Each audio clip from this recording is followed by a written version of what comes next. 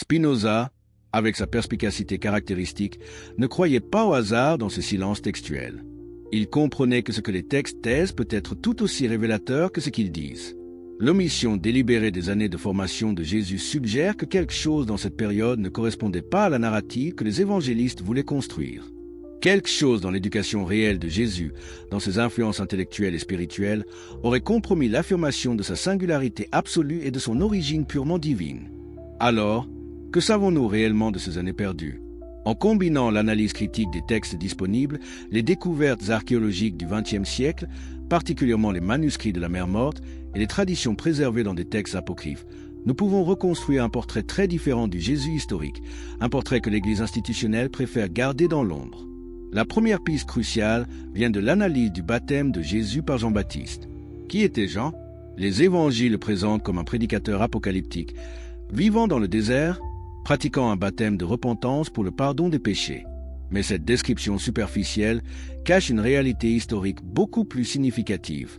Jean-Baptiste était presque certainement associé aux Esséniens, une secte juive mystique et ascétique qui vivait en communauté retirée, particulièrement à Queyran près de la Mer Morte. Les Esséniens, documentés par Flavius Joseph, Philon d'Alexandrie et Pline l'Ancien, pratiquaient des rituels de purification par l'eau, vivaient en célibat, partageaient leurs biens en commun et se considéraient comme les véritables fidèles du judaïsme, séparés de la corruption du temple de Jérusalem. Les manuscrits découverts à Queyran à partir de 1947 révèlent une théologie apocalyptique, une attente du Messie imminent et des pratiques communautaires étonnamment similaires à celles décrites dans les Actes des Apôtres concernant les premiers disciples de Jésus. Maintenant, voici la question perturbante. Pourquoi Jésus se serait-il rendu spécifiquement auprès de Jean pour être baptisé? Le baptême de Jean n'était pas un rituel juif standard. C'était un rite spécifique à ce mouvement apocalyptique. Si Jésus venait de Nazareth, sans aucun lien préalable avec ce mouvement, pourquoi aurait-il recherché Jean? N'est-il pas beaucoup plus plausible que Jésus connaissait déjà Jean, qu'il faisait peut-être déjà partie ou avait été en contact avec ces communautés esséniennes? Les similitudes entre les enseignements de Jésus et la théologie essénienne sont trop nombreuses pour être coïncidentes.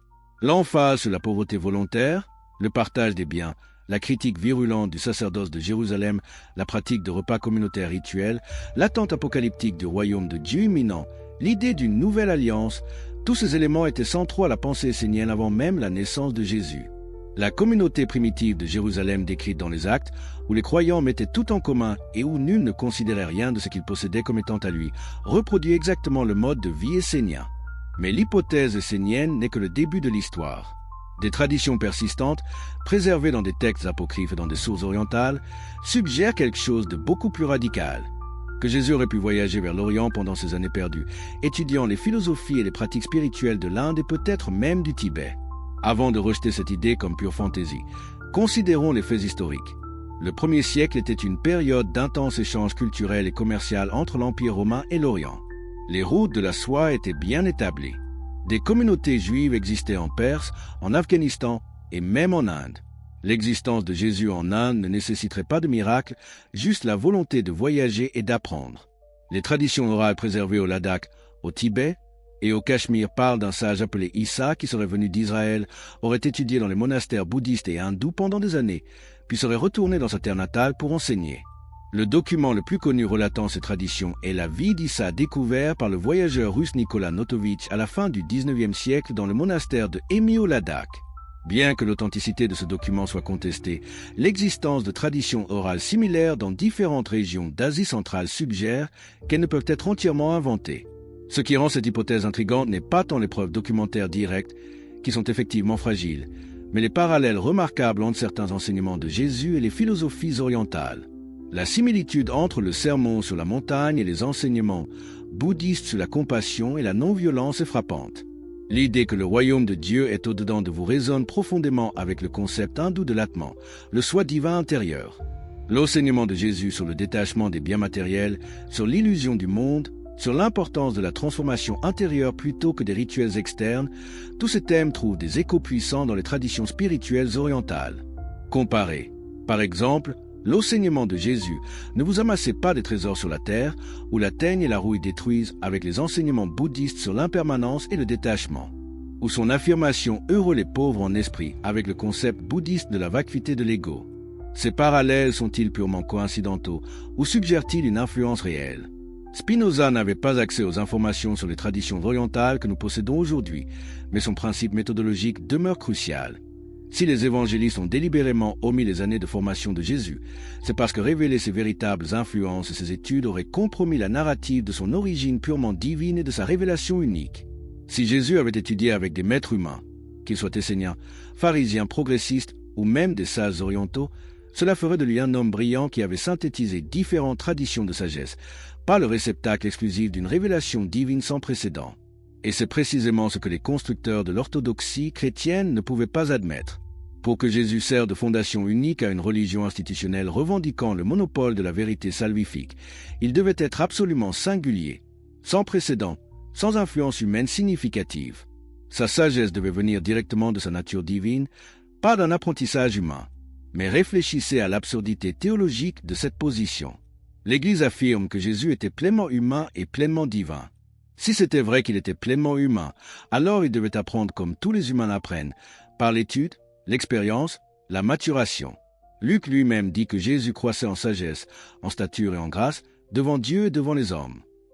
On ne croit pas en sagesse si on possède déjà toute la sagesse divine. Cette phrase implique un processus de développement humain normal. Mais si Jésus apprenait et grandissait en sagesse, avec qui étudiait-il? Quel livre lisait-il? Quel maître l'influençait? L'Église ne peut pas répondre à ces questions sans admettre que Jésus était effectivement un produit de son temps et de son milieu culturel, influencé par les courants intellectuels et spirituels de son époque. Et cette admission démantèlerait la revendication de son absolue singularité.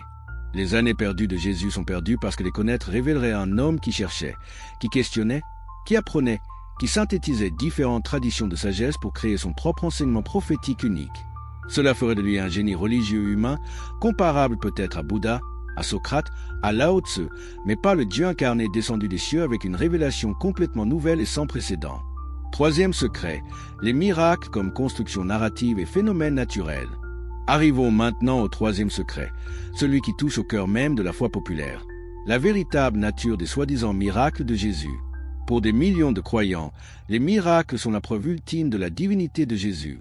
Marcher sur l'eau, multiplier les pains et les poissons, transformer l'eau en vin, ressusciter les morts, ces prodiges défiant les lois de la nature démontreraient de manière irréfutable que Jésus était bien plus qu'un simple humain. Mais Spinoza, fondateur de la critique biblique moderne et rationaliste rigoureux, rejeta catégoriquement la possibilité même des miracles au sens de violation des lois naturelles. Pour lui, Dieu et la nature étaient identiques, Deus sive natura, et les lois de la nature étaient les décrets éternels et immuables de Dieu. Suggérer que Dieu violerait ses propres lois serait admettre que Dieu se contredit, qu'il est inconstant, qu'il a créé un ordre naturel imparfait nécessitant des interventions correctives. Cela contredit la perfection divine. Donc, si les miracles au sens surnaturel sont impossibles, comment comprenons-nous les récits évangéliques de prodiges extraordinaires? Spinoza proposait deux explications complémentaires. Soit ces événements étaient des phénomènes naturels mal compris et amplifiés dans la tradition orale, soit c'étaient des créations narratives théologiques, des histoires symboliques destinées à communiquer des vérités spirituelles, pas de reportages historiques littéraux. Commençons par les guérisons, qui constituent la majorité des miracles attribués à Jésus.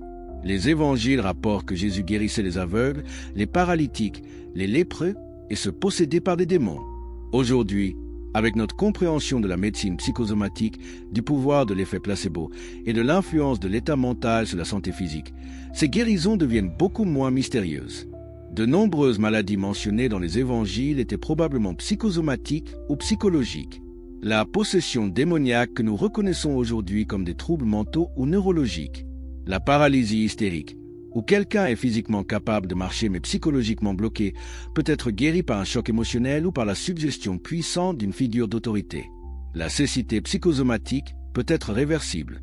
Imaginez Jésus, un charismatique extraordinaire, une figure d'autorité spirituelle immense, déclarant à un paralytique « Lève-toi et marche ». Pour quelqu'un dont la paralysie était psychologique plutôt que physique, cette commande autoritaire, combinée à une foi intense en le pouvoir du guérisseur, pourrait effectivement déclencher une guérison dramatique et instantanée. Aucun miracle surnaturel n'est nécessaire, juste la compréhension du pouvoir de l'esprit sur le corps. La médecine moderne a documenté des cas extraordinaires de guérison spontanée, de rémissions inexpliquées et de l'influence dramatique de l'état psychologique sur la progression des maladies. Des patients en phase terminale qui retrouvent l'espoir peuvent vivre des années au-delà du pronostic médical.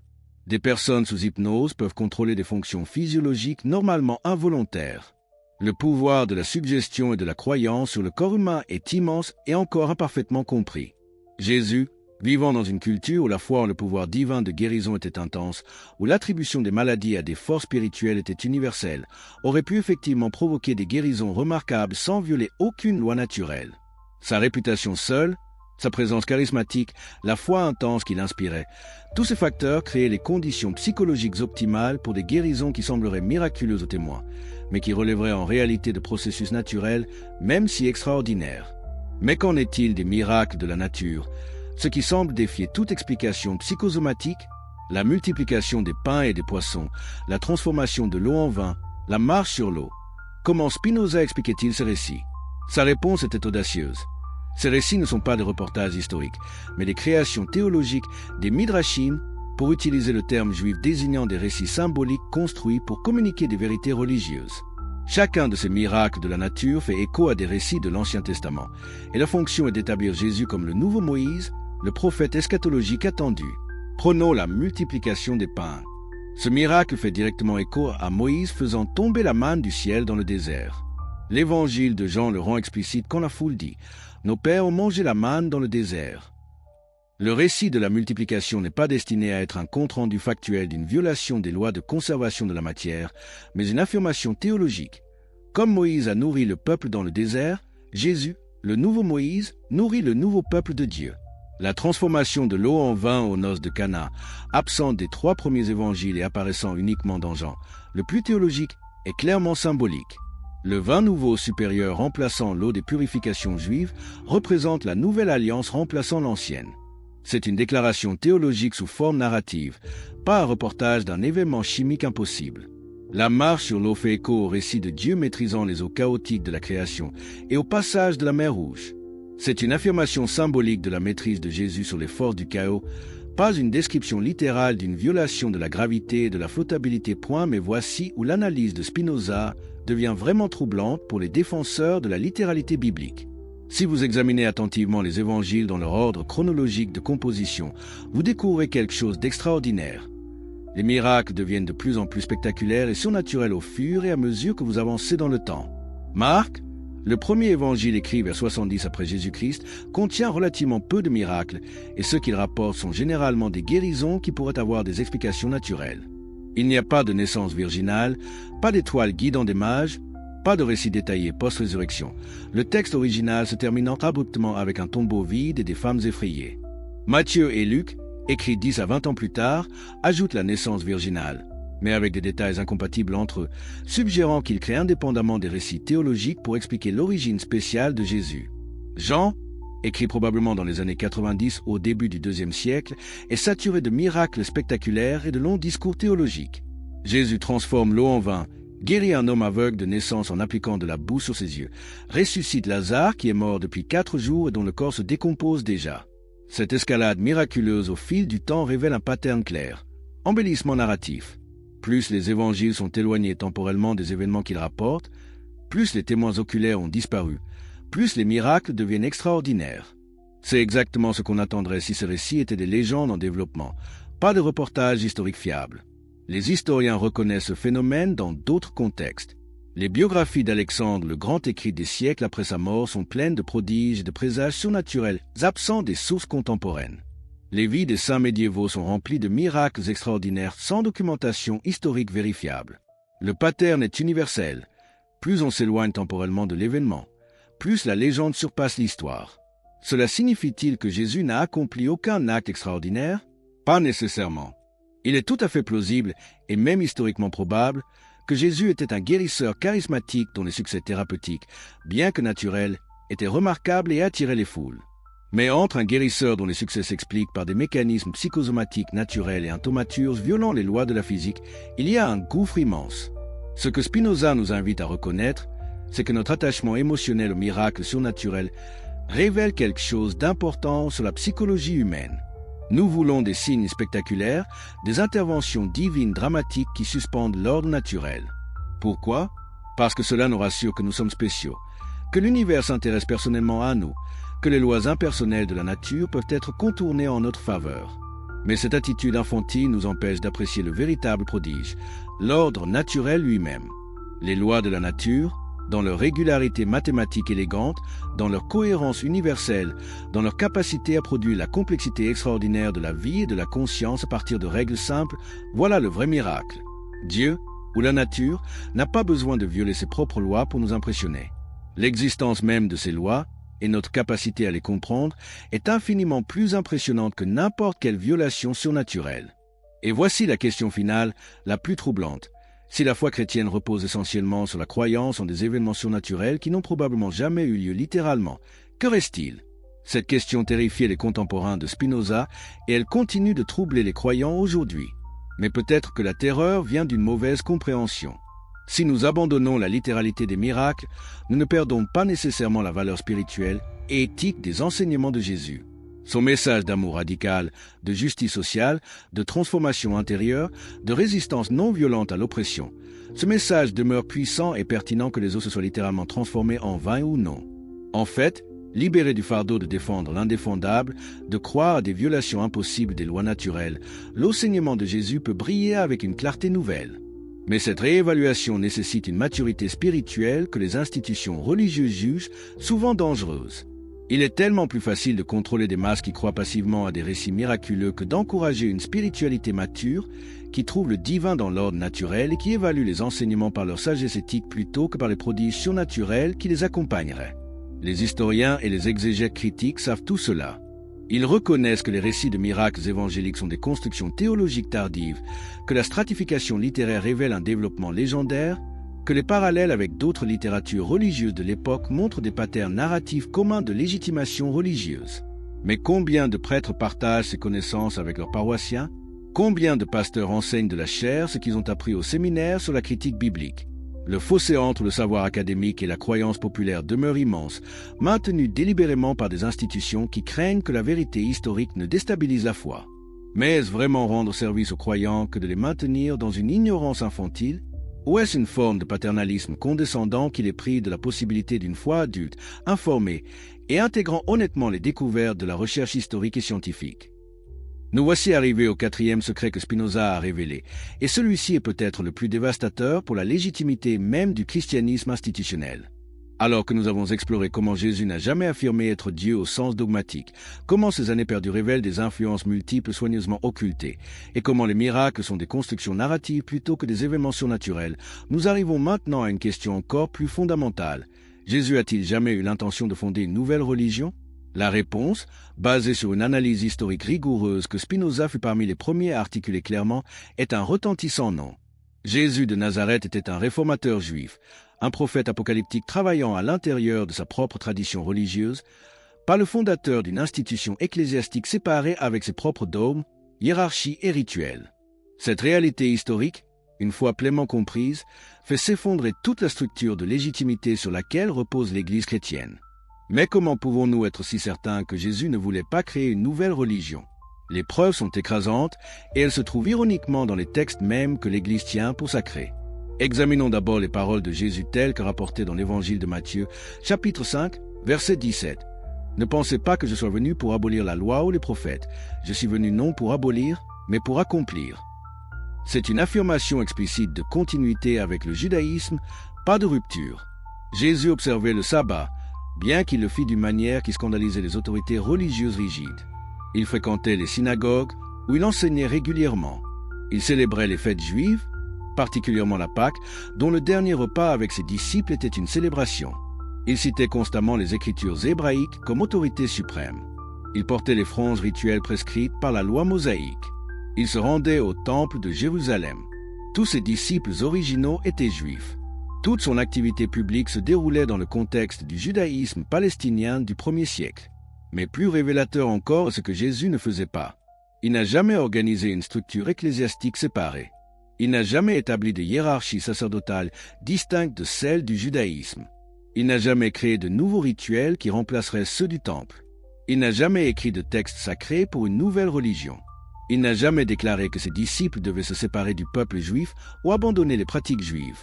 En fait, Dans l'évangile de Matthieu, chapitre 15, verset 24, Jésus dit explicitement « Je n'ai été envoyé qu'aux brebis perdues de la maison d'Israël ».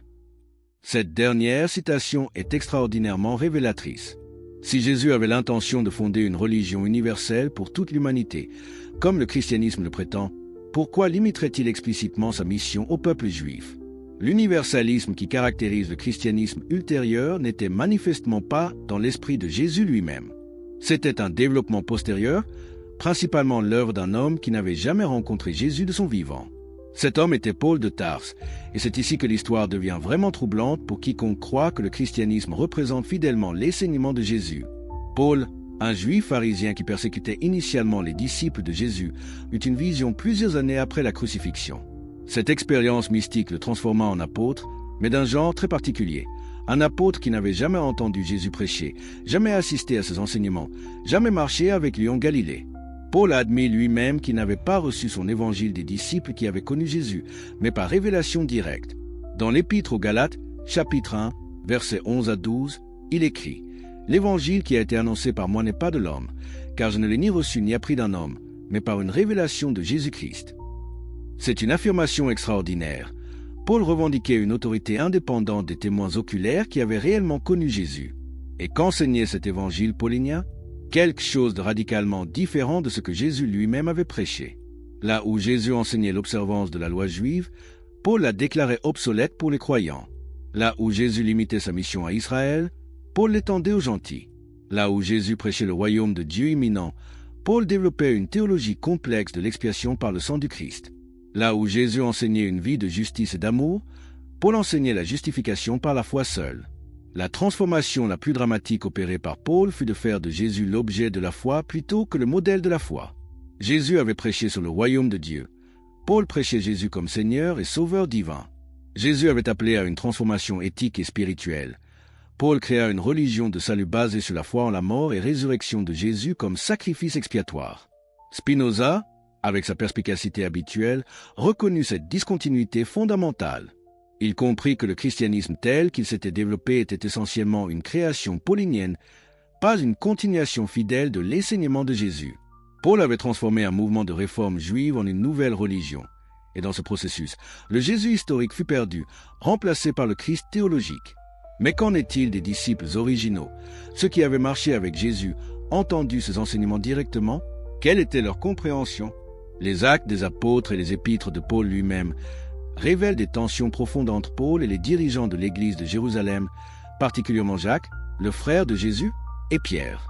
Le conflit portait précisément sur la question de savoir si les non-juifs qui acceptaient Jésus comme Messie devaient observer la loi juive, particulièrement la circoncision et les lois alimentaires. Jacques et les judéo-chrétiens de Jérusalem insistaient qu'ils le devaient. Paul affirmait le contraire. Cette dispute, documentée dans Galates chapitre 2 et dans Actes chapitre 15, n'était pas un désaccord mineur sur des détails rituels. C'était une bataille fondamentale pour l'âme du mouvement. Si les disciples qui avaient connu Jésus personnellement, qui avaient entendu son enseignement sur l'importance de la loi, insistaient sur l'observance de cette loi, ne sont-ils pas des témoins plus fiables de l'intention de Jésus que Paul, qui ne l'avait jamais rencontré? La logique semble incontestable.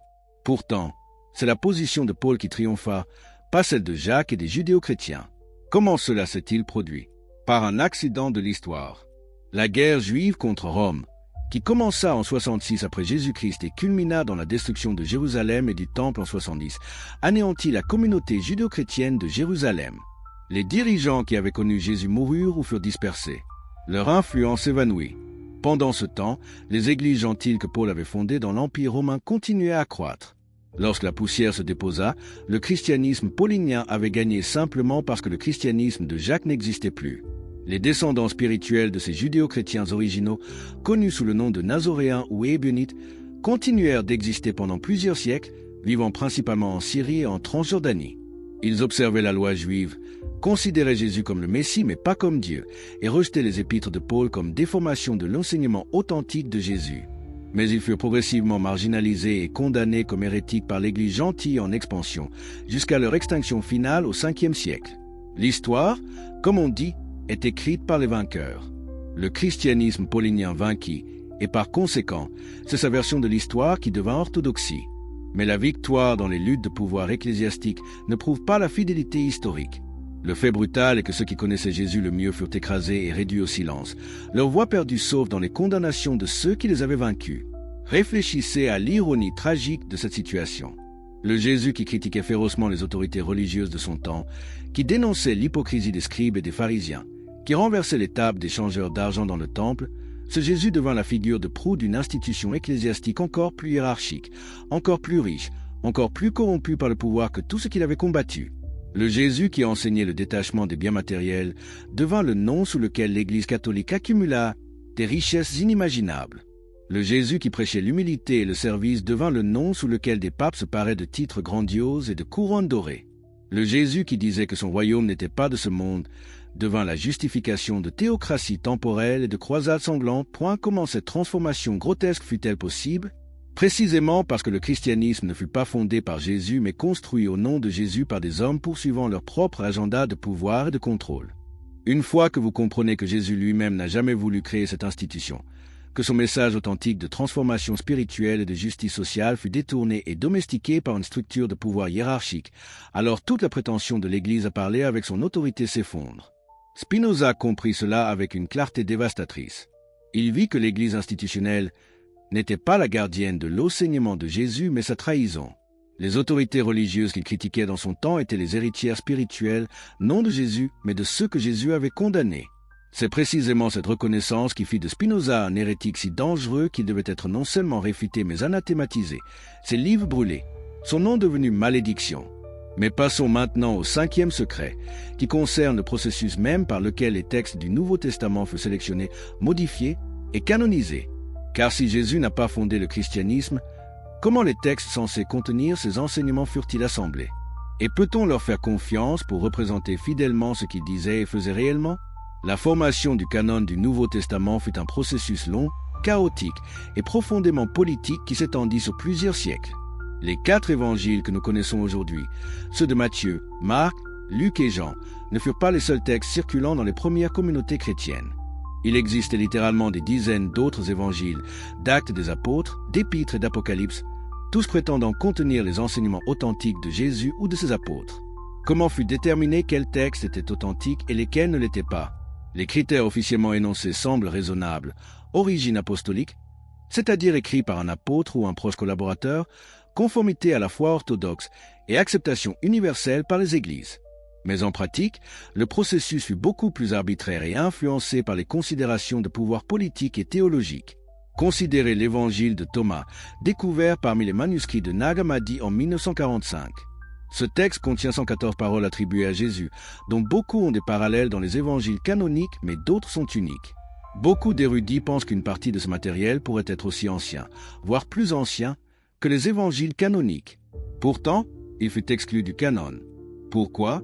Parce que son emphase sur la connaissance intérieure, sur le divin présent au-dedans de chaque personne, était incompatible avec une église institutionnelle, revendiquant le monopole de la médiation du salut. Le Logion 3 de l'évangile de Thomas rapporte que Jésus dit « Le royaume est au-dedans de vous et il est à l'extérieur de vous. Lorsque vous vous connaîtrez, alors vous serez connus et vous saurez que c'est vous les fils du Père vivant. » Ce genre d'enseignement, s'il était pris au sérieux, rendrait l'église institutionnelle superflue.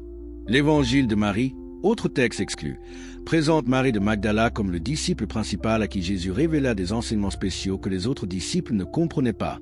Pierre, dans ce texte, jalouse l'autorité de Marie et remet en question qu'une femme puisse avoir reçu des révélations supérieures aux siennes. Lévi défend Marie en disant « Si le Sauveur l'a rendue digne, qui es-tu pour la rejeter ?» Pourquoi ce texte fut-il exclu? Parce qu'une église de plus en plus patriarcale, qui excluait systématiquement les femmes du leadership et de l'enseignement, ne pouvait pas tolérer un texte présentant une femme comme apôtre principal, supérieure même à Pierre, le supposé fondateur de l'autorité papale. Il était beaucoup plus pratique de transformer Marie de Magdala en prostituée repentie, une distorsion qui persista pendant des siècles jusqu'à ce qu'elle soit finalement corrigée par l'Église catholique en 1969.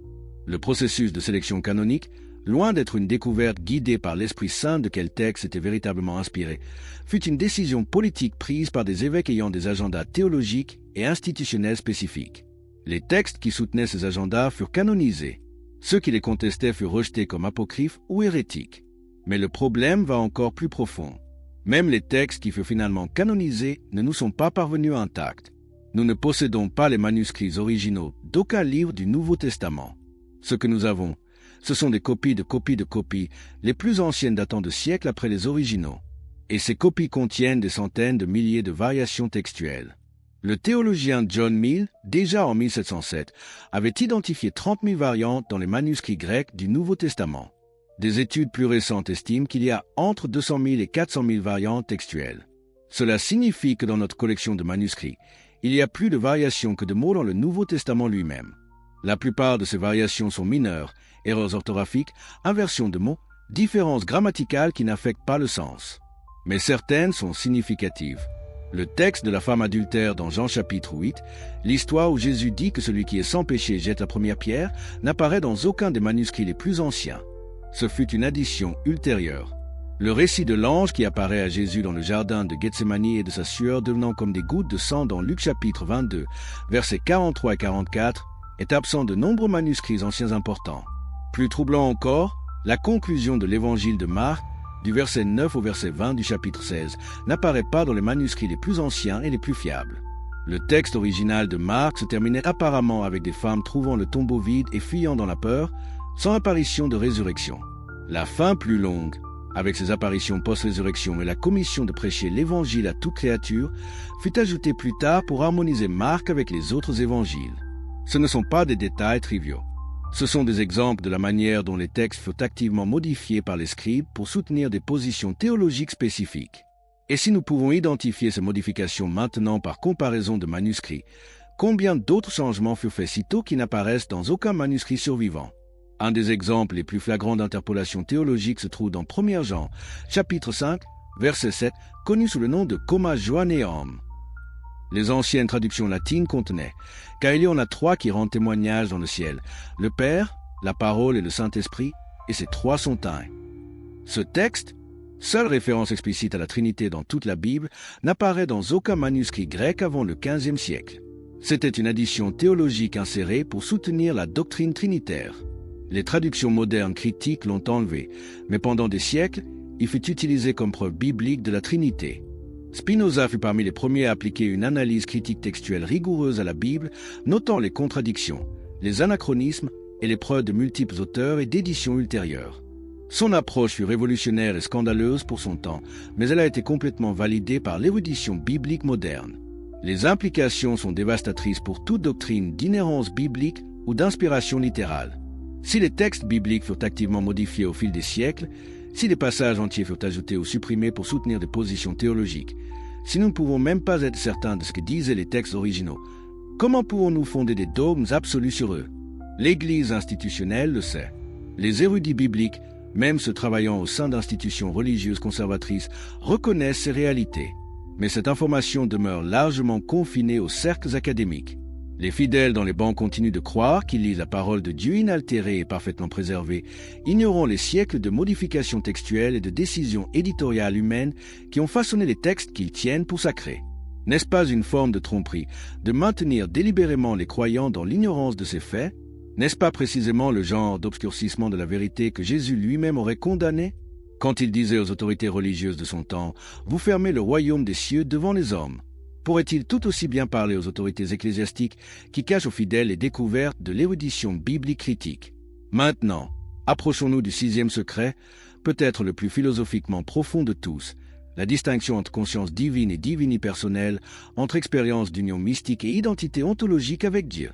C'est ici que la philosophie propre de Spinoza éclaire le plus brillamment la compréhension de qui était réellement Jésus et de ce qu'il enseignait. Pour Spinoza, Dieu n'était pas une personne transcendante régnant sur l'univers depuis l'extérieur. Dieu était la nature elle-même, la substance infinie de laquelle tout émerge et à laquelle tout appartient. Sa formule célèbre Deus sive natura, Dieu ou la nature, identifie le divin avec la totalité de la réalité, pas avec un être séparé au-dessus d'elle. Cette conception, que ces critiques condamnèrent comme panthéisme ou même athéisme déguisé, était en réalité une compréhension radicalement différente de la nature du divin. Dieu n'est pas une personne qui crée le monde puis intervient occasionnellement par des miracles. Dieu est l'ordre même de la nature, les lois éternelles et immuables qui gouvernent toute réalité. Comprendre ces lois, vivre en harmonie avec elles, reconnaître notre unité fondamentale avec cette substance infinie, c'est cela que Spinoza appelait l'amour intellectuel de Dieu. Quand Spinoza examina les enseignements de Jésus à travers cette lentille philosophique, il vit quelque chose de remarquable. Jésus, à son niveau le plus profond, enseignait cette même reconnaissance de notre unité avec le divin. Quand il parlait du royaume de Dieu au-dedans de vous, il pointait vers cette réalité intérieure divine. Quand il priait que la volonté de Dieu soit faite sur la terre comme au ciel, il exprimait l'union de la volonté humaine avec l'ordre divin de la nature. Quand il disait « Soyez parfaits comme votre Père céleste est parfait », il invitait à une transformation qui nous aligne avec la perfection de la nature divine. Cette interprétation transforme radicalement notre compréhension de ce que Jésus voulait dire quand il parlait de son unité avec le Père. Il ne revendiquait pas une identité personnelle unique avec un Dieu anthropomorphique. Il décrivait son expérience de communion parfaite avec la réalité divine, une union de volonté et de compréhension si complète qu'il pouvait légitimement dire qu'il et le Père étaient un. Et crucialement, cette union n'était pas exclusive à lui. C'est pourquoi il priait pour que ses disciples soient un comme nous sommes un. C'est pourquoi il disait qu'il ferait des œuvres plus grandes que les siennes. C'est pourquoi il enseignait que le royaume de Dieu était accessible à tous. L'expérience mystique de Jésus n'était pas le privilège unique d'un Dieu incarné, mais le potentiel de tout être humain qui atteindrait le même niveau de compréhension et d'amour. Cette interprétation explique pourquoi Jésus parlait de Dieu comme Père avec tant d'intimité. Ce n'était pas la reconnaissance d'une relation biologique littérale entre une personne divine et un Fils divin, mais l'expression de la proximité profonde qu'on ressent quand on reconnaît qu'on émane de la source divine et qu'on partage sa nature. Tout comme un fils partage la nature de son Père, tous les êtres partagent la nature divine parce que tout est en Dieu et Dieu est en tout. Mais cette compréhension panthéiste ou panenthéiste était intolérable pour l'Église institutionnelle. Si tout le monde a accès direct au divin, si l'union mystique que Jésus expérimentait est potentiellement accessible à tous, alors quelle est la fonction de l'Église comme médiatrice? Si le divin est partout et en tout, si les lois de la nature sont les décrets de Dieu, si la perfection divine ne se trouve pas dans un au-delà transcendant mais dans la compréhension et l'amour de ce monde-ci, alors toute la structure de péché, de rédemption, de sacrement comme canaux de grâce s'effondre. L'Église avait besoin d'un Dieu transcendant, séparé du monde, qu'on ne pouvait approcher que par ses intermédiaires autorisés. Elle avait besoin d'un Jésus qui était uniquement et exclusivement Dieu incarné, pas un exemple d'union mystique accessible à tous. Elle avait besoin de maintenir la distinction radicale entre le sacré et le profane, entre le spirituel et le naturel, entre Dieu et le monde, précisément pour maintenir sa propre nécessité et son pouvoir. Spinoza démantela toutes ces distinctions. En identifiant Dieu avec la nature, en montrant que les lois naturelles sont les décrets divins, en démocratisant l'accès au divin par la compréhension rationnelle et l'amour, il rendit l'Église superflue. C'est pourquoi il fut si violemment condamné. Ce n'était pas simplement qu'il avait des opinions hérétiques sur des points doctrinaux abstraits, c'est qu'il détruisait les fondements mêmes du pouvoir ecclésiastique. Et peut-être, juste peut-être, l'enseignement authentique de Jésus, avant qu'il ne soit obscurci par des siècles de construction théologique, pointait exactement dans cette même direction. Peut-être que le Jésus historique, le mystique juif qui marchait en Galilée, enseignait précisément cette même reconnaissance que le divin ne se trouve pas au loin dans les chimées ici, maintenant, au-dedans de nous et autour de nous, accessible par la transformation de notre compréhension et de notre cœur. Si c'est le cas, alors le plus grand service que nous puissions rendre à la mémoire de Jésus n'est pas de l'adorer comme un Dieu distant et unique, mais de suivre son exemple en cherchant nous-mêmes cette union mystique avec le divin. Pas en nous agenouillant devant des autels, mais en vivant avec justice, compassion et compréhension. Pas en récitant des credos dogmatiques, mais en expérimentant directement la présence divine dans notre propre conscience transformée.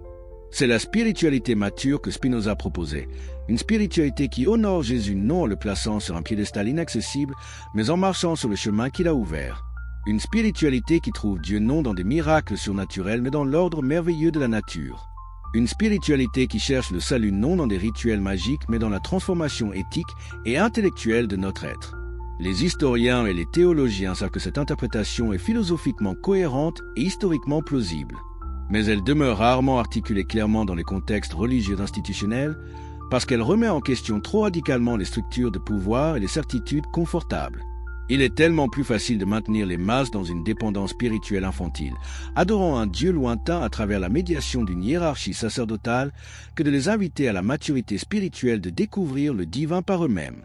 Mais le moment est peut-être venu de retrouver cette sagesse perdue, d'exhumer l'enseignement authentique enfoui sous des siècles de dogmes et de pouvoirs institutionnels. Le moment est venu de reconnaître que les secrets que Spinoza révéla ne sont pas des attaques contre la spiritualité authentique, mais contre sa falsification institutionnelle. Le moment est venu d'honorer Jésus non en répétant des formules théologiques incompréhensibles, mais en vivant la transformation qu'il enseignait et exemplifiait. C'est un chemin difficile, parce qu'il exige que nous abandonnions les certitudes confortables, que nous pensions par nous-mêmes, que nous prenions la responsabilité de notre propre voyage spirituel au lieu de la déléguer à des autorités externes. Mais c'est précisément cette maturité spirituelle, cette liberté de pensée et d'expérience que Jésus lui-même aurait approuvée, lui qui défendit constamment la liberté de conscience contre l'autoritarisme religieux de son époque. Nous arrivons maintenant au 7e secret, celui qui rassemble et amplifie tous les précédents en une révélation dévastatrice. Le Jésus historique et le Christ de la foi sont deux figures fondamentalement, radicalement, irréconciliablement différentes. Cette distinction n'est pas une subtilité académique réservée aux théologiens en tour d'ivoire. C'est la clé qui déverrouille toute la mystification sur laquelle repose le christianisme institutionnel depuis presque 2000 ans. Qui était vraiment Jésus de Nazareth, l'homme qui marchait sur les chemins poussiéreux de la Galilée au 1er siècle? Qu'enseignait-il réellement? Que espérait-il accomplir? Et surtout, comment cet homme historique fut-il transformé, au cours des siècles suivants, en une divinité cosmique, deuxième personne d'une trinité divine, rédempteur universel dont le sang sacrificiel rachète l'humanité du péché?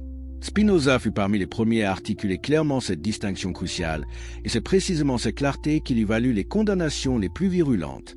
Car reconnaître que le Jésus historique et le Christ théologique sont deux constructions différentes, c'est admettre que la foi chrétienne ne repose pas entièrement sur des faits historiques objectifs, mais sur des interprétations théologiques développées bien après les événements qu'elle prétend décrire. Commençons par le Jésus historique, celui que nous pouvons raisonnablement reconstituer en appliquant les méthodes critiques de la recherche historique aux sources disponibles. Ce Jésus était un juif du 1er siècle, né probablement aux alentours de l'an 4 avant l'ère commune, dans une famille modeste de Nazareth en Galilée. Il parlait araméen, connaissait probablement un peu de grec, était imprégné de la culture et des écritures juives de son époque. Son message central était l'annonce de la venue imminente du royaume de Dieu. Pas un royaume spirituel intérieur, comme le christianisme ultérieur l'interpréterait, mais un renversement eschatologique réel et imminent de l'ordre mondial actuel. Dans Marc, chapitre 1, verset 15, Jésus proclame « Le temps est accompli et le royaume de Dieu est proche. Repentez-vous et croyez à la bonne nouvelle. » Cette proclamation situe Jésus fermement dans la tradition des prophètes apocalyptiques juifs qui attendaient l'intervention divine imminente dans l'histoire humaine. Jésus croyait-il vraiment que le royaume de Dieu arriverait de son vivant ou dans la génération de ses disciples? Les évangiles préservent des traces claires de cette attente. Dans Marc, chapitre 9, verset 1, Jésus déclare « Je vous le dis en vérité, quelques-uns de ceux qui sont ici ne mourront point, qui n'aient vu le royaume de Dieu venir avec puissance. » Dans Matthieu, chapitre 10, verset 23, il dit aux disciples « Vous n'aurez pas achevé de parcourir les villes d'Israël que le Fils de l'homme sera venu. » Ces paroles sont embarrassantes pour la théologie chrétienne orthodoxe, car le royaume n'est manifestement pas venu comme Jésus l'avait annoncé. Les disciples sont morts, Jérusalem fut détruite, l'Empire romain a continué, et le monde n'a pas connu la transformation eschatologique promise. C'était une prophétie ratée, une attente apocalyptique déçue. Et c'est précisément cette déception qui força les premiers disciples à réinterpréter radicalement qui était Jésus et ce qu'il était venu accomplir. Mais avant cette réinterprétation, qui était Jésus pour ses contemporains et pour lui-même? Il se voyait probablement comme un prophète eschatologique, peut-être le dernier prophète avant la venue du royaume. Il utilisait le titre énigmatique « Fils de l'homme » qui pouvait simplement signifier être humain en araméen, mais qui pouvait aussi faire référence à la figure apocalyptique du livre de Daniel qui viendrait sur les nuées du ciel pour établir le royaume de Dieu. Acceptait-il le titre de Messie? Les évangiles présentent une image contradictoire. Dans Marc, quand Pierre le confesse comme le Christ, Jésus leur ordonne de n'en parler à personne. Quand le grand prêtre lui demande s'il est le Messie, sa réponse est ambiguë. Il semble que Jésus avait une compréhension du rôle messianique radicalement différente de celle de ses contemporains. Là où ils attendaient un libérateur militaire qui chasserait les Romains, Jésus prêchait la non-violence et l'amour des ennemis. Sa critique des autorités religieuses juives, particulièrement des scribes et des pharisiens qui l'accusaient d'hypocrisie, n'était pas un rejet du judaïsme mais un appel à sa réforme. Il voulait ramener son peuple à l'essence de la loi, la justice, la miséricorde et l'amour de Dieu et du prochain. Ses enseignements sur le pardon, sur le service plutôt que la domination, sur la priorité des exclus et des pauvres, tout cela s'inscrivait dans la tradition prophétique juive. Et puis vint la crucifixion. Jésus fut arrêté, jugé sommairement et exécuté par les autorités romaines comme insurgé politique, sous l'accusation d'avoir prétendu être le roi des Juifs. L'inscription sur la croix, Henri, Jésus de Nazareth, roi des Juifs, n'était pas une proclamation théologique de sa divinité, mais une accusation politique sarcastique. Il mourut comme mouraient tous les rebelles contre Rome, dans l'agonie et l'humiliation de la crucifixion. Pour ses disciples, ce fut un choc catastrophique. Leur maître, celui qu'ils espéraient être le Messie qui établirait le royaume de Dieu, était mort de la manière la plus honteuse qui soit. Comment concilier cette mort avec leurs attentes messianiques? Comment donner sens à ce qui semblait être un échec total? C'est ici que commence la transformation du Jésus historique en Christ théologique. Les disciples commencèrent à avoir des expériences qu'ils interprétaient comme des apparitions du Jésus ressuscité. Quelle que soit la nature objective de ces expériences, qu'il s'agisse de visions mystiques, d'hallucinations collectives induites par le deuil et l'espérance, ou d'événements que nous ne comprenons pas, leur effet fut de convaincre les disciples que Jésus n'était pas resté mort, qu'il avait été vindicé par Dieu, exalté à sa droite. Mais cette croyance en la résurrection nécessitait une réinterprétation complète de qui était Jésus et de ce qu'il était venu accomplir. Si le royaume n'était pas venu comme attendu, c'est qu'il fallait comprendre différemment le rôle de Jésus. Progressivement, au cours des décennies suivantes, une nouvelle théologie émergea. La mort de Jésus, plutôt que d'être un échec, devint le plan divin de salut. Sa crucifixion n'était pas une défaite mais un sacrifice expiatoire. Le royaume de Dieu n'était pas un événement politique imminent, mais une réalité spirituelle déjà inaugurée par Jésus et qui serait pleinement réalisée à son retour futur. Cette réinterprétation atteignit son expression la plus complète dans les épîtres de Paul, écrites dans les années 50. Pour Paul, qui n'avait jamais connu Jésus historique, le Christ était une figure cosmique préexistante, l'image du Dieu invisible par qui toutes choses furent créées. Sa mort était le sacrifice qui réconciliait l'humanité avec Dieu. Sa résurrection était les prémices de la résurrection générale à venir.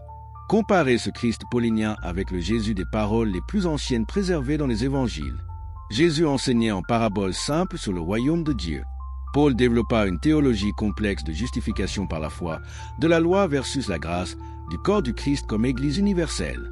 Jésus appelait ses disciples à le suivre dans une vie de justice et d'amour. Paul enseignait qu'il fallait croire en Jésus comme Seigneur et Sauveur pour être sauvé. Le fossé entre les deux est immense et il ne cessa de s'élargir au cours des siècles suivants. Au IIe siècle, des apologistes chrétiens comme Justine Martyr commencèrent à décrire Jésus en termes empruntés à la philosophie grecque, particulièrement au concept stoïcien du logo, la raison divine qui ordonne le cosmos. Jésus devint le logo incarné, la sagesse divine faite chair. Au IIIe siècle, Origène d'Alexandrie développa une christologie sophistiquée où le Fils était éternel et consubstantiel au Père, bien que d'une certaine manière subordonné. Cette subordination fut contestée par d'autres théologiens, menant aux controverses christologiques du IVe siècle.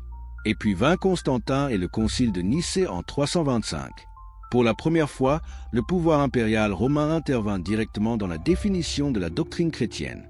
Constantin, récemment converti au christianisme pour des raisons probablement autant politiques que spirituelles, convoqua les évêques de tout l'Empire à Nicée pour résoudre la controverse arienne sur la nature du Christ. Arius enseignait que le Fils, bien qu'exalté et créé avant tous les temps, était néanmoins une créature, différente en substance du Père. Athanase et ses alliés insistaient sur la pleine divinité du Fils, consubstantielle au Père. Sous la pression de Constantin, qui voulait l'unité religieuse pour consolider l'unité politique de son empire, le concile adopta la position athanasienne. Le credo de Nicée proclama que Jésus-Christ était Dieu né de Dieu, lumière née de la lumière, vrai Dieu né du vrai Dieu, engendré et non créé, consubstantiel au Père. Remarquez l'ironie historique. La définition dogmatique de la nature divine de Jésus fut décidée non par une révélation divine, non par les apôtres qu'il avait connus, non même par les communautés chrétiennes primitives, mais par un concile d'évêques convoqué par un empereur romain à peine chrétien 3 siècles après les faits. Et cette décision ne fut pas unanime. Elle fut imposée par la majorité et soutenue par le pouvoir impérial. Ceux qui la contestèrent furent exilés. Au cours des siècles suivants, d'autres conciles raffinèrent encore la christologie. Chalcédoine en 451 déclara que le Christ était une personne en 2 natures, pleinement Dieu et pleinement homme, sans confusion ni séparation. Constantinople en 553 et 681 ajoutèrent encore des précisions sur la volonté du Christ et son énergie divine. Chacune de ces définitions s'éloignait davantage du Jésus historique et construisait un Christ théologique de plus en plus élaboré, de plus en plus métaphysique, de plus en plus incompréhensible pour le simple croyant. Le prophète juif apocalyptique de Galilée était devenu la deuxième personne d'une trinité divine, participant à une essence divine éternelle, existant avant la création du monde, par qui toutes choses furent faites. Spinoza regardait cette évolution avec un mélange de fascination et d'horreur. Il voyait clairement comment les besoins politiques et institutionnels avaient façonné la théologie. Une Église qui voulait être universelle, qui voulait rivaliser avec les religions à mystère du monde gréco-romain, avait besoin d'un sauveur divin, pas d'un prophète humain. Une Église qui voulait le pouvoir politique avait besoin de l'appui impérial et l'obtint en acceptant que l'empereur jouât un rôle dans la définition de la doctrine. Le résultat fut que le Jésus qui aurait condamné l'alliance du pouvoir religieux et politique, qui avait dit que son royaume n'était pas de ce monde, devint la figure de proue d'une religion d'État. Le Jésus qui prêchait la pauvreté et le détachement des biens matériels donna son nom à une Église qui accumulait des richesses inimaginables. Le Jésus qui enseignait l'humilité et le service devint l'excuse pour des hiérarchies ecclésiastiques rigides où des évêques et des papes exerçaient un pouvoir absolu. Cette trahison du message authentique de Jésus n'était pas accidentelle.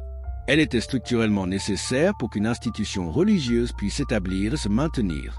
Car le véritable enseignement de Jésus, celui du prophète apocalyptique qui appelait à une transformation radicale en préparation du royaume imminent de Dieu, était fondamentalement anti-institutionnel. Il prêchait un accès direct à Dieu, une justice qui venait du cœur plutôt que de l'observance rituelle, un amour qui transcendait les frontières ethniques et religieuses. Mais une institution ne peut pas survivre en prêchant sa propre superfluité. Elle doit se rendre indispensable. Et elle le fait en créant des dogmes que seuls ses spécialistes peuvent interpréter, des sacrements que seuls ses prêtres ordonnés peuvent administrer, des textes sacrés dont elle seule détient l'interprétation authentique. Le Christ théologique, avec toute sa complexité métaphysique, servait parfaitement ses besoins institutionnels. Le Jésus historique, avec son message simple d'amour et de justice, ne le faisait pas. Comprenez-vous maintenant pourquoi cette distinction entre le Jésus historique et le Christ de la foi est si dangereuse pour l'Église institutionnelle? Parce qu'une fois que vous la reconnaissez, une fois que vous voyez clairement comment le prophète humain fut transformé en Dieu théologique pour servir des agendas de pouvoir, vous ne pouvez plus accepter passivement les prétentions de l'Église à parler avec l'autorité de Dieu. Et c'est exactement ce que Spinoza comprit et articula avec une clarté dévastatrice. Il fut excommunié de la communauté juive d'Amsterdam le 27 juillet 1656, à l'âge de seulement 23 ans, avec une malédiction d'une férocité extraordinaire. Le hérem, le décret d'excommunication, le maudit de jour et de nuit, en se couchant et en se levant, en sortant et en entrant. Il ordonna que nul ne lui parle, nul ne lui accorde une faveur, nul ne demeure sous le même toit que lui, nul ne s'approche à 4 coudées de lui, et nul ne lise aucun de ses écrits. Pourquoi cette fureur?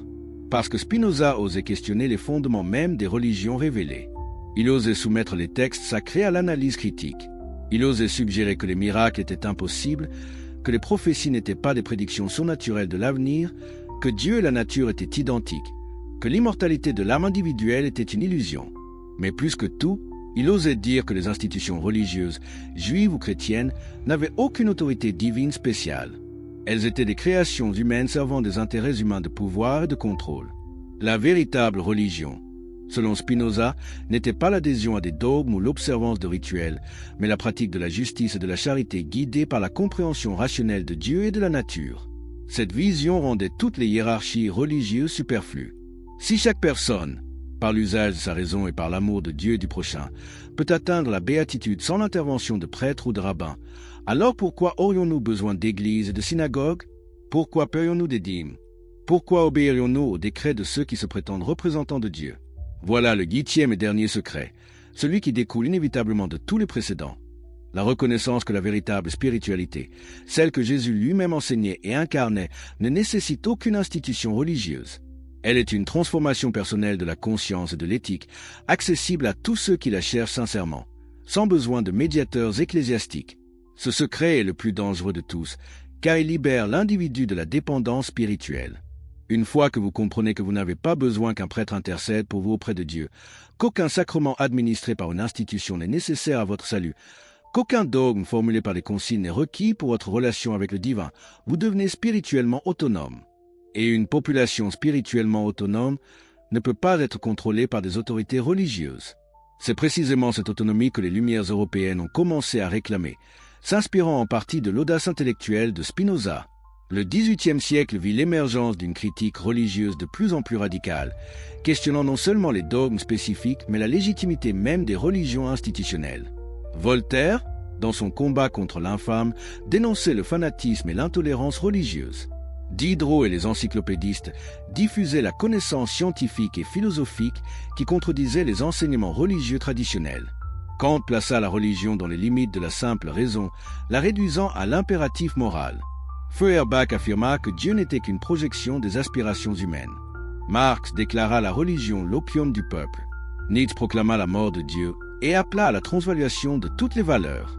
Chacune de ces figures, à sa manière, développait les implications des intuitions de Spinoza. Si Dieu n'est pas une personne transcendante qui intervient miraculeusement dans le monde, si les textes religieux sont des documents humains reflétant les préoccupations de leurs auteurs, si les institutions ecclésiastiques sont des structures de pouvoir politique plutôt que des médiatrices du divin, alors qu'est-ce qui justifie leur autorité sur nos vies et nos consciences? La réponse, de plus en plus claire au fil de la modernité, était rien. Absolument rien. Sauf notre propre volonté de rester dans une minorité infantile, pour utiliser le terme de Kant, plutôt que d'oser penser par nous-mêmes. Les religions institutionnelles survivent non par la force de leurs arguments, qui s'effondrent sous l'examen critique, mais par l'inertie de la tradition, par la peur du changement, par l'endoctrinement de l'enfance qui installe des croyances avant que l'esprit critique ne soit développé. Mais que se passe-t-il quand une personne ose enfin questionner? Quand elle applique aux affirmations religieuses le même scepticisme sain qu'elle applique à toute autre affirmation extraordinaire. Quand elle demande des preuves pour les miracles, de la cohérence logique pour les dogmes, de la transparence historique pour les origines. L'édifice entier commence à trembler. Et c'est exactement ce qui s'est passé dans le monde moderne. La critique biblique historique a révélé les contradictions et les constructions narratives des textes sacrés. L'archéologie a montré que de nombreux événements bibliques n'ont jamais eu lieu comme décrits. La psychologie a expliqué les expériences mystiques et religieuses comme des phénomènes naturels de la conscience. La sociologie a analysé les religions comme des institutions, servant des fonctions sociales de cohésion et de contrôle. Face à ces assauts de la raison moderne, les institutions religieuses ont réagi de deux manières. Certaines ont choisi le fondamentalisme, rejetant en bloc toute critique et toute découverte scientifique qui contredit leurs croyances, se retranchant dans un obscurantisme volontaire.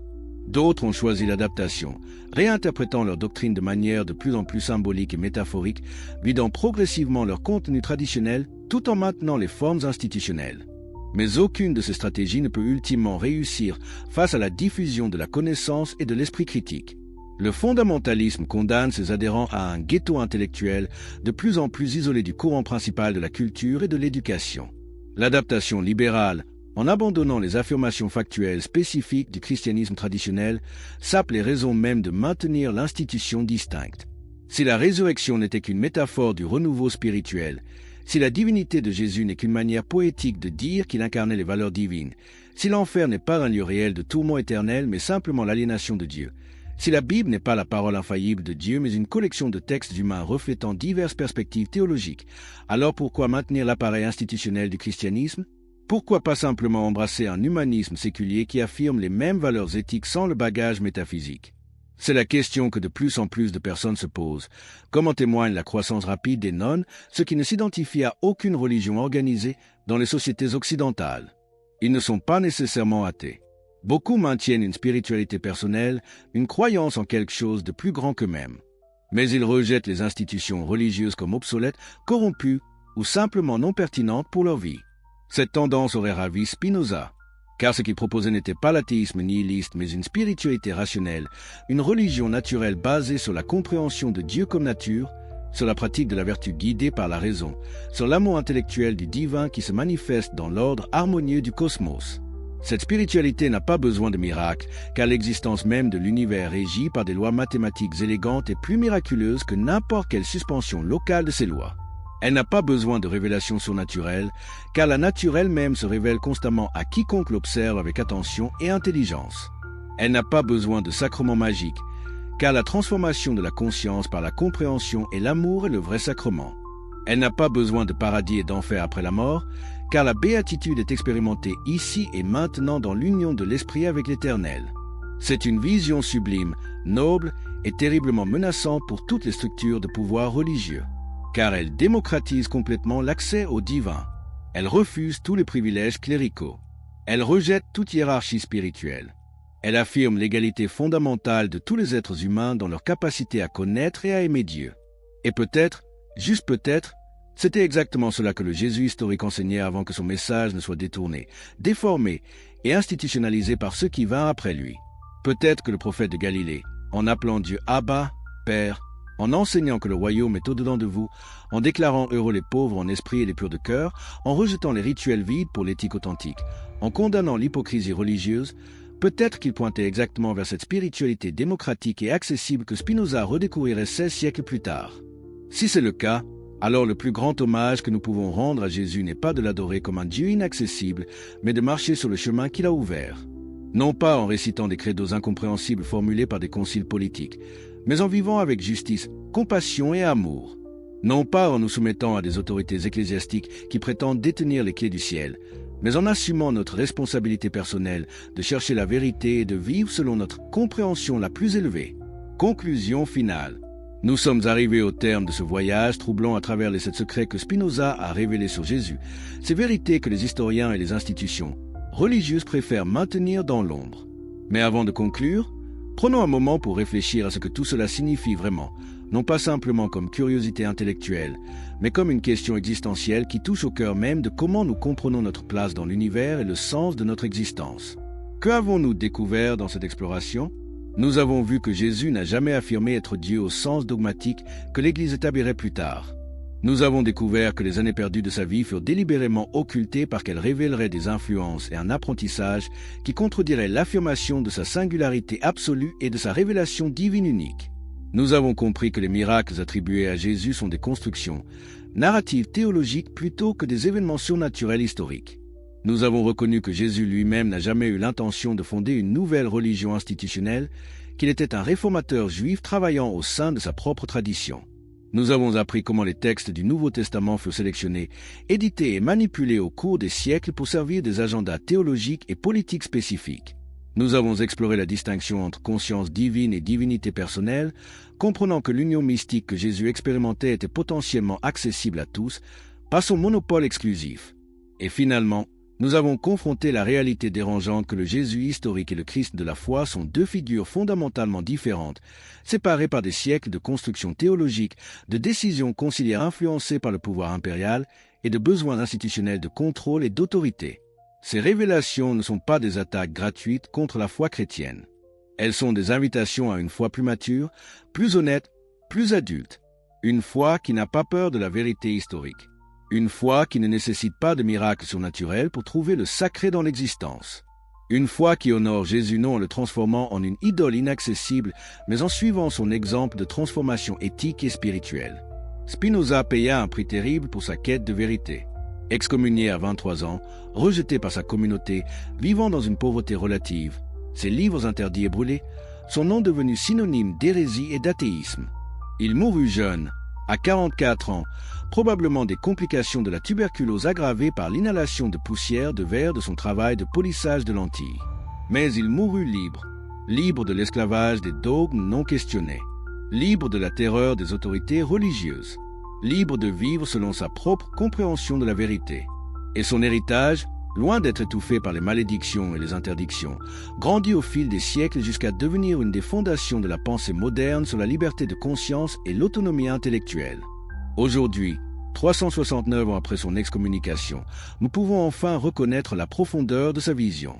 Nous pouvons voir qu'il n'était pas un destructeur de la foi, mais un purificateur, quelqu'un qui voulait libérer la spiritualité authentique de l'emprise des institutions corrompues et des dogmes incompréhensibles. Qu'est-ce que cela signifie pour nous, aujourd'hui, de connaître ces secrets? Cela signifie que nous avons un choix. Nous pouvons continuer à accepter passivement ce qu'on nous dit de croire, à nous soumettre à des autorités qui affirment détenir la vérité divine, à vivre dans la peur de l'enfer et l'espoir d'un paradis après la mort. Ou nous pouvons oser penser par nous-mêmes, questionner les récits officiels, chercher la vérité où qu'elle mène, et assumer la responsabilité de notre propre voyage spirituel. Le premier chemin est plus facile, plus confortable. Il offre la sécurité de la certitude, même si cette certitude repose sur des fondations fragiles. Il offre la communauté de ceux qui partagent les mêmes croyances, même si ces croyances ne résistent pas à l'examen critique. Il offre le réconfort de savoir exactement ce qu'il faut croire et faire pour être sauvé, même si cette formule fut inventée par des hommes poursuivant leurs propres agendas de pouvoir. Le second chemin est plus difficile, plus solitaire parfois. Il exige du courage intellectuel, l'humilité de reconnaître qu'on ne sait pas tout, la force de vivre avec l'incertitude. Il peut signifier la séparation de la communauté de foi dans laquelle on a grandi, la désapprobation de la famille et des amis, le sentiment d'être en marge de la société. Mais il offre quelque chose d'infiniment précieux, l'authenticité, la possibilité de vivre selon vos propres convictions examinées, pas selon celles héritées sans réflexion. La dignité de respecter votre propre intelligence plutôt que de la sacrifier sur l'autel de la tradition. La liberté d'explorer, de questionner, de changer d'avis à mesure que vous apprenez et grandissez. Spinoza croyait que la vraie béatitude, le vrai bonheur humain, vient de la compréhension. Plus nous comprenons Dieu, la nature, nous-mêmes, plus nous expérimentons de joie. L'ignorance, même lorsqu'elle se part des atours de la foi pieuse, nous maintient dans la servitude. La connaissance, même lorsqu'elle détruit nos certitudes confortables, nous libère. Les secrets que nous avons explorés aujourd'hui sont dérangeants précisément parce qu'ils perturbent des croyances profondément enracinées. Ils nous forcent à réévaluer des éléments fondamentaux de notre vision du monde. Ils nous demandent d'abandonner le confort de la certitude dogmatique pour l'inconfort de la recherche honnête. Mais cette perturbation est nécessaire pour la croissance. Comme un papillon doit lutter pour sortir de sa chrysalide, et c'est précisément cette lutte qui renforce ses ailes pour le vol, nous devons lutter avec les questions difficiles sur nos croyances pour développer une foi ou une philosophie de vie véritablement mature et authentique. Le Jésus historique, ce prophète juif apocalyptique qui marchait en Galilée prêchant la justice et l'amour, qui défiait les autorités hypocrites de son temps, qui mourut pour ses convictions. Ce Jésus peut être un modèle plus inspirant que le Christ théologique distant des conciles et des credos, car il était humain comme nous, confronté aux mêmes défis existentiels, aux mêmes tentations, aux mêmes doutes. Et pourtant, il choisit la voie de l'intégrité, du courage, de la compassion. Nous n'avons pas besoin de croire qu'il était Dieu pour trouver son exemple puissant. Nous n'avons pas besoin de miracles surnaturels pour reconnaître la transformation remarquable qu'il opéra dans les cœurs de ceux qui le rencontraient. Nous n'avons pas besoin d'une résurrection physique pour comprendre que ces enseignements ont le pouvoir de nous ressusciter spirituellement de l'égoïsme, de la haine, de l'indifférence. Et nous n'avons certainement pas besoin d'institutions ecclésiastiques corrompues, enrichies, politisées, pour médiatiser notre relation avec le divin. Le sacré est partout autour de nous, dans la beauté de la nature, dans l'amour entre les êtres humains, dans la recherche de la vérité, dans la création artistique, dans l'émerveillement devant les mystères de l'existence. Nous y avons accès direct, sans besoin de prêtres, de sacrements, de doctrines officielles. C'est cela, finalement, le message le plus libérateur que Spinoza nous transmet à travers les siècles. La vraie religion n'est pas l'adhésion à des dogmes ou l'observance de rituels. C'est la vie vécue avec justice et charité, guidée par la compréhension rationnelle et l'amour. C'est la transformation de notre conscience de l'égocentrisme vers la reconnaissance de notre unité avec toute l'existence. C'est l'amour intellectuel de Dieu qui ne demande rien en retour, qui ne craint ni l'enfer ni n'espère le paradis, mais trouve sa récompense dans la compréhension elle-même. Cette vision spirituelle est-elle athée?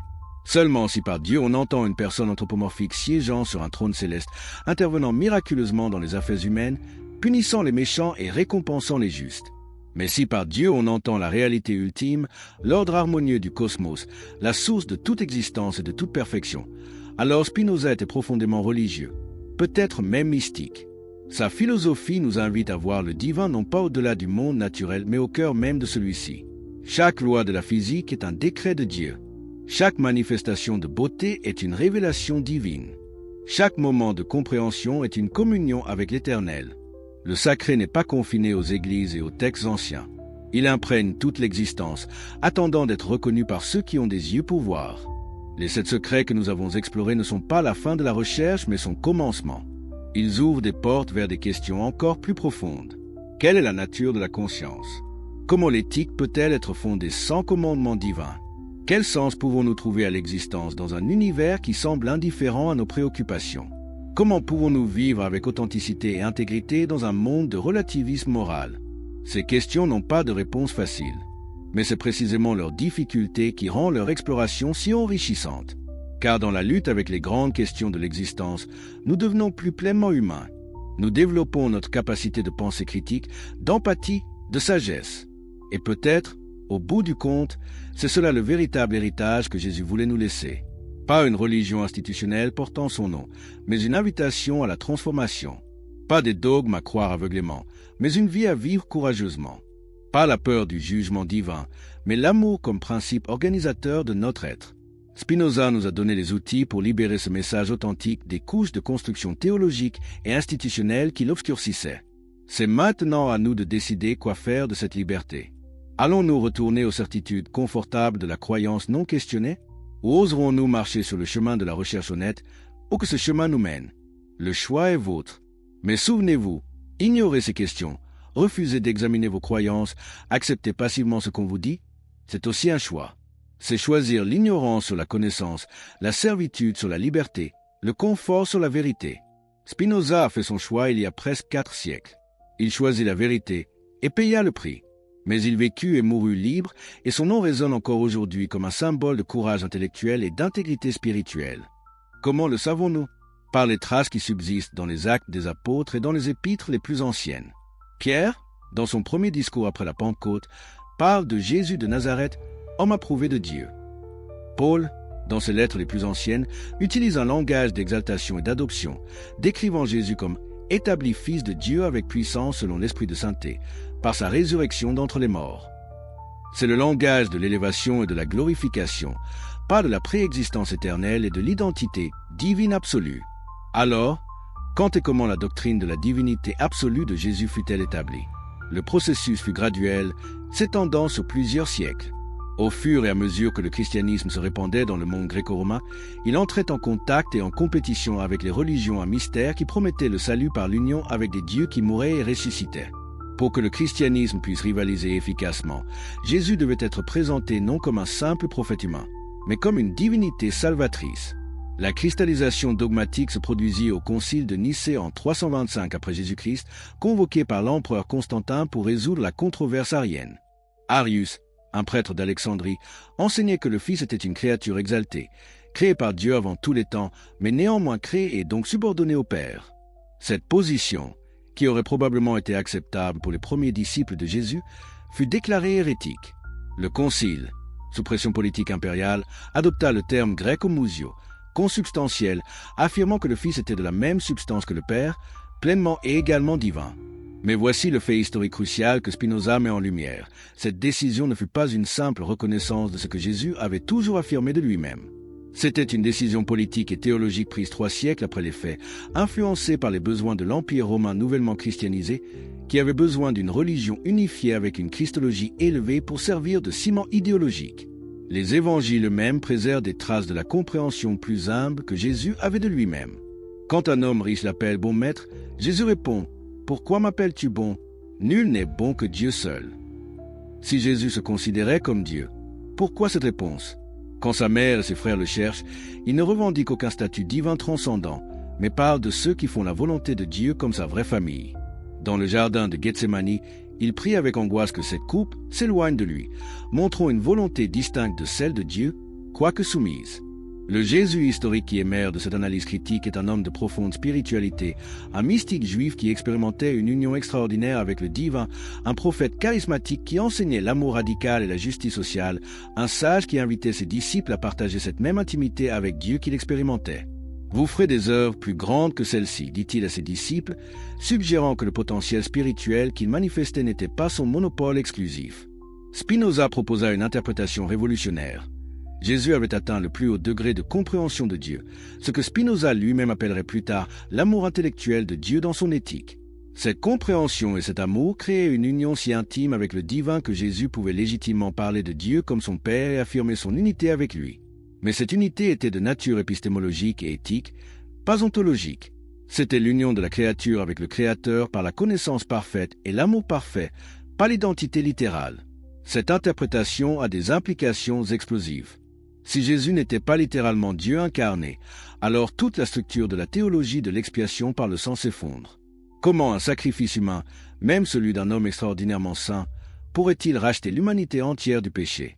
La doctrine de la rédemption par le sacrifice sanglant d'un Dieu incarné n'a de sens que si Jésus est réellement Dieu. Si c'était simplement un homme, aussi noble et spirituel soit-il, alors sa mort devient un martyre tragique, pas un mécanisme cosmique de salut. De plus, si l'union intime avec Dieu que Jésus expérimentait est accessible à tous par la compréhension et l'amour, alors le monopole de l'Église comme unique médiatrice du salut s'évapore. Chaque personne peut potentiellement atteindre ce que Jésus a atteint. Il devient un modèle à suivre, pas un objet d'adoration inaccessible. C'est précisément cette démocratisation radicale de la spiritualité que les institutions ecclésiastiques ne pouvaient tolérer. Comprenez-vous maintenant pourquoi ce premier secret est si dangereux?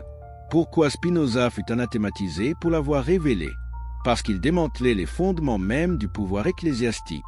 Une Église qui ne peut plus se présenter comme la gardienne exclusive d'un Dieu incarné unique, qui ne peut plus vendre le salut par ses sacrements comme canaux de grâce divine, perd sa raison d'être institutionnelle. Les historiens contemporains le savent.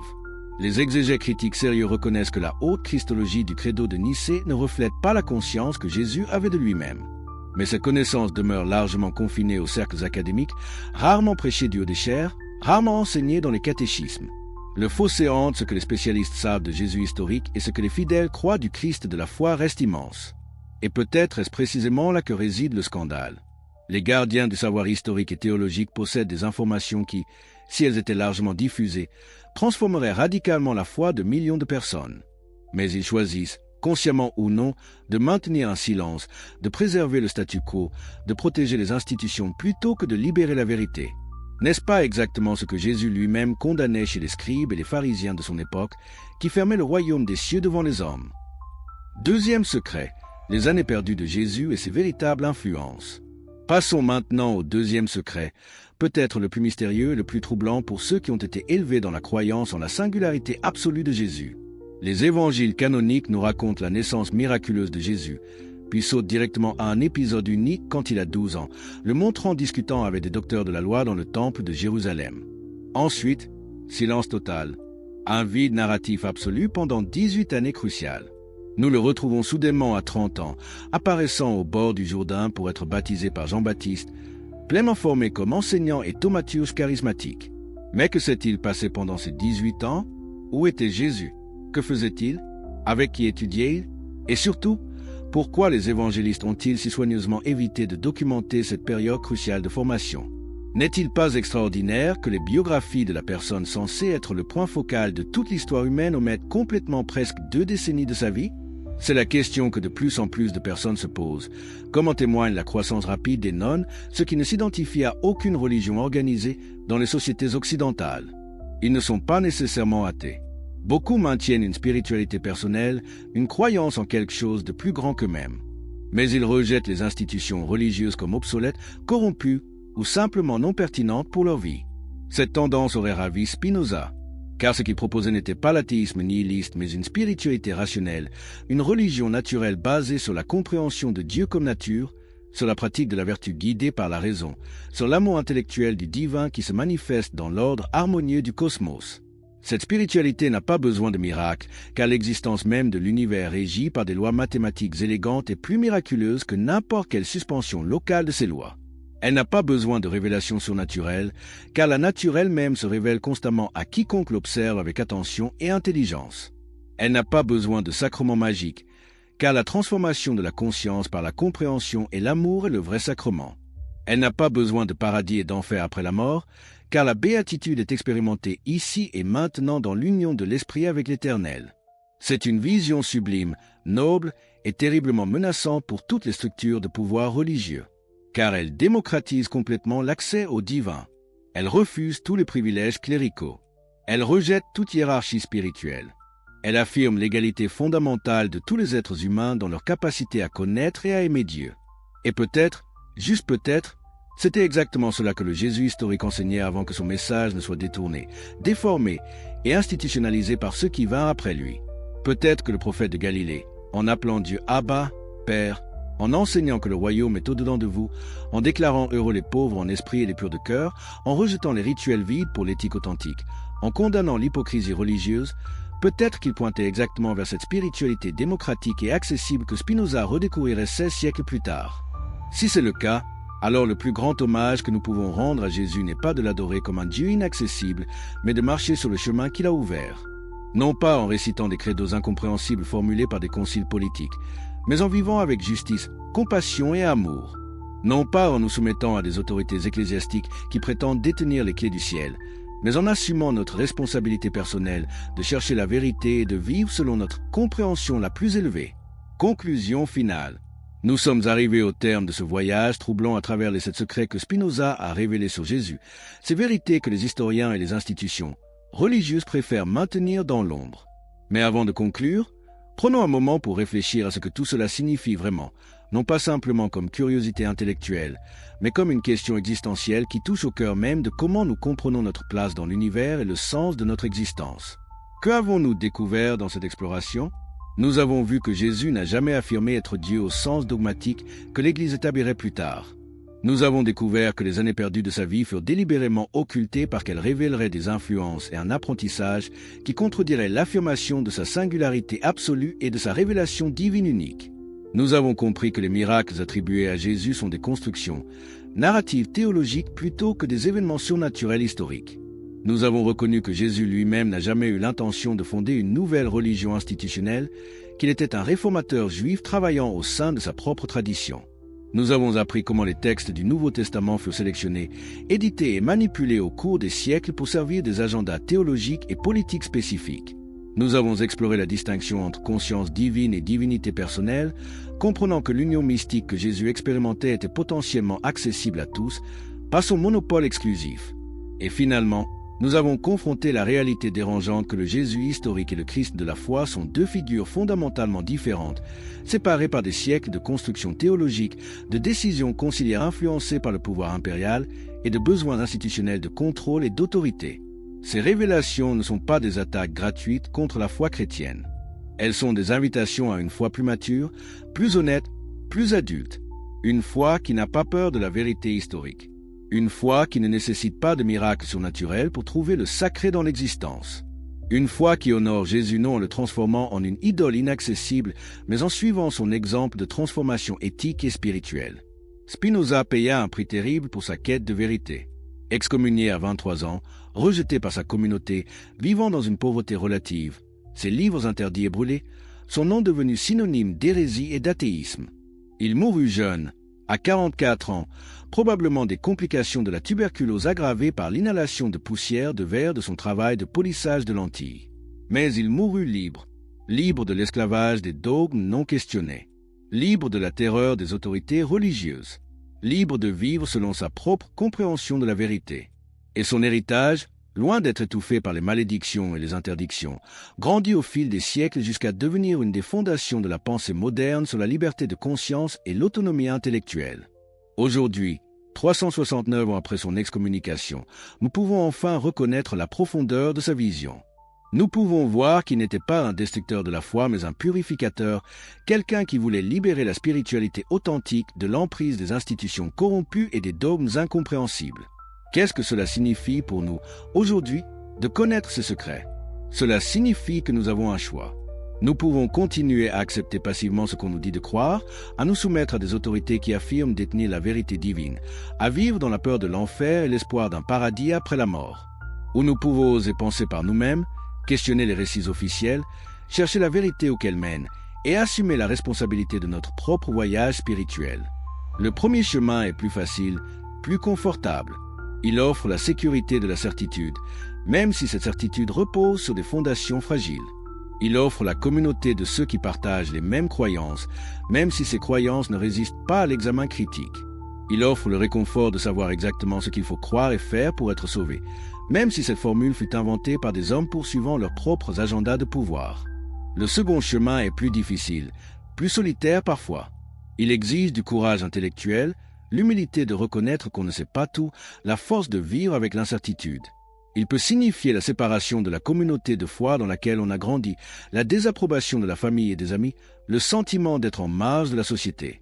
Mais il offre quelque chose d'infiniment précieux, l'authenticité, la possibilité de vivre selon vos propres convictions examinées, pas selon celles héritées sans réflexion. La dignité de respecter votre propre intelligence plutôt que de la sacrifier sur l'autel de la tradition. La liberté d'explorer, de questionner, de changer d'avis à mesure que vous apprenez et grandissez. Spinoza croyait que la vraie béatitude, le vrai bonheur humain, vient de la compréhension. Plus nous comprenons Dieu, la nature, nous-mêmes, plus nous expérimentons de joie. L'ignorance, même lorsqu'elle se part des atours de la foi pieuse, nous maintient dans la servitude. La connaissance, même lorsqu'elle détruit nos certitudes confortables, nous libère. Les secrets que nous avons explorés aujourd'hui sont dérangeants précisément parce qu'ils perturbent des croyances profondément enracinées. Il nous force à réévaluer des éléments fondamentaux de notre vision du monde. Il nous demande d'abandonner le confort de la certitude dogmatique pour l'inconfort de la recherche honnête. Mais cette perturbation est nécessaire pour la croissance. Comme un papillon doit lutter pour sortir de sa chrysalide, et c'est précisément cette lutte qui renforce ses ailes pour le vol, nous devons lutter avec les questions difficiles sur nos croyances pour développer une foi ou une philosophie de vie véritablement mature et authentique. Le Jésus historique, ce prophète juif apocalyptique qui marchait en Galilée prêchant la justice et l'amour, qui défiait les autorités hypocrites de son temps, qui mourut pour ses convictions. Ce Jésus peut être un modèle plus inspirant que le Christ théologique distant des conciles et des credos, car il était humain comme nous, confronté aux mêmes défis existentiels, aux mêmes tentations, aux mêmes doutes. Et pourtant, il choisit la voie de l'intégrité, du courage, de la compassion. Nous n'avons pas besoin de croire qu'il était Dieu pour trouver son exemple puissant. Nous n'avons pas besoin de miracles surnaturels pour reconnaître la transformation remarquable qu'il opéra dans les cœurs de ceux qui le rencontraient. Nous n'avons pas besoin d'une résurrection physique pour comprendre que ces enseignements ont le pouvoir de nous ressusciter spirituellement de l'égoïsme, de la haine, de l'indifférence. Et nous n'avons certainement pas besoin d'institutions ecclésiastiques corrompues, enrichies, politisées, pour médiatiser notre relation avec le divin. Le sacré est partout autour de nous, dans la beauté de la nature, dans l'amour entre les êtres humains, dans la recherche de la vérité, dans la création artistique, dans l'émerveillement devant les mystères de l'existence. Nous y avons accès direct, sans besoin de prêtres, de sacrements, de doctrines officielles. C'est cela, finalement, le message le plus libérateur que Spinoza nous transmet à travers les siècles. La vraie religion n'est pas l'adhésion à des dogmes ou l'observance de rituels. C'est la vie vécue avec justice et charité, guidée par la compréhension rationnelle et l'amour. C'est la transformation de notre conscience de l'égocentrisme vers la reconnaissance de notre unité avec toute l'existence. C'est l'amour intellectuel de Dieu qui ne demande rien en retour, qui ne craint ni l'enfer ni n'espère le paradis, mais trouve sa récompense dans la compréhension elle-même. Cette vision spirituelle est-elle athée? Seulement si par Dieu on entend une personne anthropomorphique siégeant sur un trône céleste, intervenant miraculeusement dans les affaires humaines, punissant les méchants et récompensant les justes. Mais si par Dieu on entend la réalité ultime, l'ordre harmonieux du cosmos, la source de toute existence et de toute perfection, alors Spinoza était profondément religieux, peut-être même mystique. Sa philosophie nous invite à voir le divin non pas au-delà du monde naturel, mais au cœur même de celui-ci. Chaque loi de la physique est un décret de Dieu. Chaque manifestation de beauté est une révélation divine. Chaque moment de compréhension est une communion avec l'Éternel. Le sacré n'est pas confiné aux églises et aux textes anciens. Il imprègne toute l'existence, attendant d'être reconnu par ceux qui ont des yeux pour voir. Les 7 secrets que nous avons explorés ne sont pas la fin de la recherche, mais son commencement. Ils ouvrent des portes vers des questions encore plus profondes. Quelle est la nature de la conscience? Comment l'éthique peut-elle être fondée sans commandement divin? Quel sens pouvons-nous trouver à l'existence dans un univers qui semble indifférent à nos préoccupations? Comment pouvons-nous vivre avec authenticité et intégrité dans un monde de relativisme moral? Ces questions n'ont pas de réponse facile. Mais c'est précisément leur difficulté qui rend leur exploration si enrichissante. Car dans la lutte avec les grandes questions de l'existence, nous devenons plus pleinement humains. Nous développons notre capacité de pensée critique, d'empathie, de sagesse. Et peut-être, au bout du compte, c'est cela le véritable héritage que Jésus voulait nous laisser. Pas une religion institutionnelle portant son nom, mais une invitation à la transformation. Pas des dogmes à croire aveuglément, mais une vie à vivre courageusement. Pas la peur du jugement divin, mais l'amour comme principe organisateur de notre être. Spinoza nous a donné les outils pour libérer ce message authentique des couches de construction théologique et institutionnelle qui l'obscurcissaient. C'est maintenant à nous de décider quoi faire de cette liberté. Allons-nous retourner aux certitudes confortables de la croyance non questionnée, ou oserons-nous marcher sur le chemin de la recherche honnête, où que ce chemin nous mène? Le choix est vôtre. Mais souvenez-vous, ignorez ces questions, refusez d'examiner vos croyances, acceptez passivement ce qu'on vous dit, c'est aussi un choix. C'est choisir l'ignorance sur la connaissance, la servitude sur la liberté, le confort sur la vérité. Spinoza a fait son choix il y a presque 4 siècles. Il choisit la vérité et paya le prix. Mais il vécut et mourut libre, et son nom résonne encore aujourd'hui comme un symbole de courage intellectuel et d'intégrité spirituelle. Comment le savons-nous? Par les traces qui subsistent dans les actes des apôtres et dans les épîtres les plus anciennes. Pierre, dans son premier discours après la Pentecôte, parle de Jésus de Nazareth, homme approuvé de Dieu.